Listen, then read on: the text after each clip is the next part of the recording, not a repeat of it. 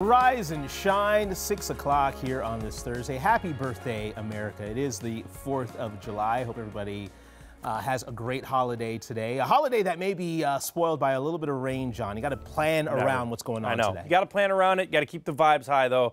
It's a great day. I mean, it's 4th of July. It's got to rain somewhere in the country. It just happens to be us this year. 67 degrees out there. It is starting to warm up. We had one of the best sunrises I could ever imagine about, 20, 30 minutes ago.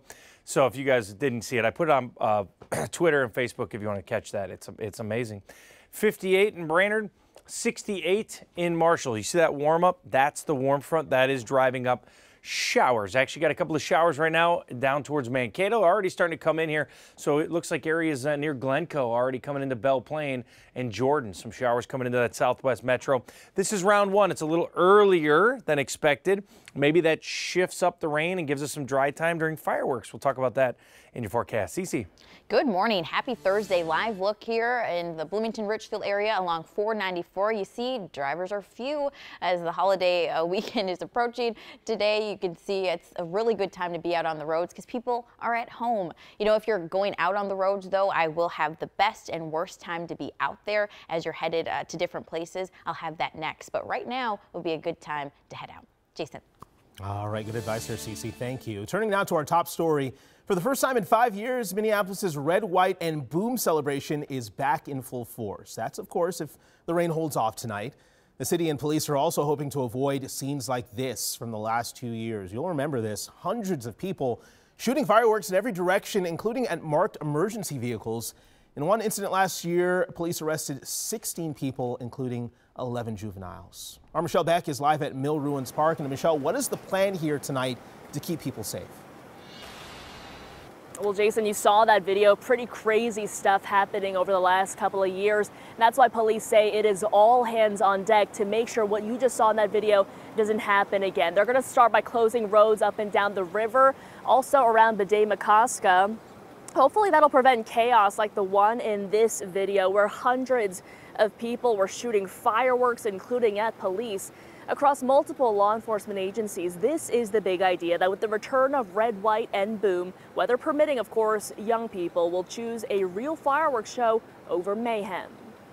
You know, this holiday, we should be spending this time to let people enjoy their families and enjoying the reason why we are celebrating this day. We will not allow for people to take that away from our citizens who are just trying to enjoy everything that our communities have to offer. And you just heard from the sheriff. She says she'll be ramping up patrols on both land and on water. Plus, police are going to be watching out particularly for any out-of-towners who are here in the city of Minneapolis to disrupt, and for that purpose only. Coming up in 30 minutes, we'll hear more from the chief of police, his strong advice against that kind of disruption. Jason. All right, Michelle Beck reporting live. Thank you. And with rain in the forecast, keep an eye on the Red, White, and Boom's Facebook page for status update. Park staff will be monitoring conditions all day and all night to determine if anything will be canceled. They say typically events are only canceled for severe weather. Again, they say to check their Facebook page for updates. Now, some shows have already pulled the plug or postponed, and others wrapped up just 6 hours ago. I'm Ian Russell, and happy 4th of July. Though if you're out here with me right now in Excelsior, it's actually the 3rd of July. And you're probably saying to yourself, Ian, well, why is it the 3rd of July and you're celebrating the 4th? Well, that, of course, as John has already mentioned to you, is because we got some rain coming in this evening. So a lot of cities in our area have had to move some of their shows to a day before or in some of the coming days after this, including here in Excelsior and Lake Minnetonka. And really, they had to do that because event organizers tell me they have almost $40,000 invested into this fireworks show, and they simply could not let that go to waste with that rain coming in. Now, of course, there are a lot of other cities and communities in the Twin Cities metro area who are changing some of their plans. We got a full list of some of those changes right now over on KARE11.com. And time now 6:05. While you celebrate the 4th with your families this afternoon, hundreds of Minneapolis Parks and Rec workers will be joining their families to kick off a week-long strike. Audrey Russo is in Minneapolis right now. And Audrey, the timing of the strike here is certainly not a coincidence. Not a coincidence, Jason, at all. It really comes down to the 4th of July here today. They're calling it a red, white, and strike, week-long strike action. This is LiUNA Local 363's attempt to try to get what they describe as a fair contract. Now, The entire strike kicks off at 1. It starts with a barbecue, actually, at the Union Labor Center in downtown Minneapolis. And again, they're hoping that this week-long strike action will help send a message to the park board. This comes after 7 months of failed negotiations, and the tension really boils down to whether or not the union believes the 10% raise over the course of 3 years that the park board is offering them is fair. Now, where that leaves us is 300 union employees. These are arborists, these are maintenance workers, these are the folks who clear dead tree limbs, who inspect playground equipment. They are all prepared to walk off the job on the busiest day of the year for the Minneapolis park system. The park board tells us that they are now trying to refocus and make sure that public safety is the #1 priority for however long the strike may last. The priority, of course, is safety.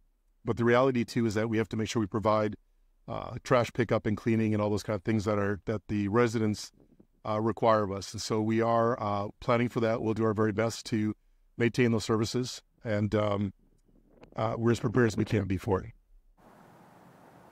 So how long is the strike going to last? Again, the union describes this as a week-long strike action. However, the park board may insist on it lasting longer if there's no deal that's reached. I'll have more details on that coming up in the next half hour. But for now, Jason, I'll send things back over to you. All right, Audrey Russo, thank you very much. More than 60 million people are expected to hit the road this weekend for their 4th of July celebrations. The first peak hitting just about 10 hours ago. It's pretty busy out there on the road, CC, but that's not the end of it. The next 72 hours is still going to be pretty busy. For sure, with the ongoing construction projects that we still have around the metro, and also different slowdowns happening across for sure. So I do want to tell you the best time to hit the road today. It's going to be before noon, and you can see why things are really quiet out there. It's the same story on Friday, Saturday, and Sunday too. Anytime before noon, you're good. And you'll see the worst traffic times when you come back on Sunday, and that's between 2 and 7 p.m. Let's check out some gas prices if you're hitting the road. Here in the metro, it'll be about $50 or more to fill up your tank. Hennepin County, we're seeing $3.46, and then in Anoka and Washington County, we're looking at $3.44 a gallon. And things will be a little bit cheaper if you're heading up north. That's some good news in places like St. Louis County, Itasca County, Aiken County. We're looking at either $3.16 a gallon or around $3.20 a gallon. Jason. All right, CC, thank you. President Joe Biden is staying in the race to the end. That's the message coming from the White House this morning. It comes as Biden faces mounting pressure to step aside and make way for another Democratic nominee. In the last 15 hours, Governor Tim Walz joined several other Democratic lawmakers in Washington to meet with the president. Walz said the governors had an honest conversation about the feedback they were hearing. He said Biden also explained his poor performance at